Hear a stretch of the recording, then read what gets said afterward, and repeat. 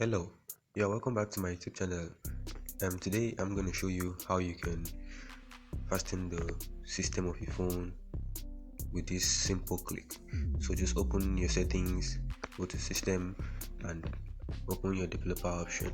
So if your developer option is not popping out here, then you watch the description, the video, my previous video, below. Then you know how to activate your developer options. Alright, click on these developer options and scroll up. Then on this window animation scale, make it normally it might be animation scale might be 1x or below.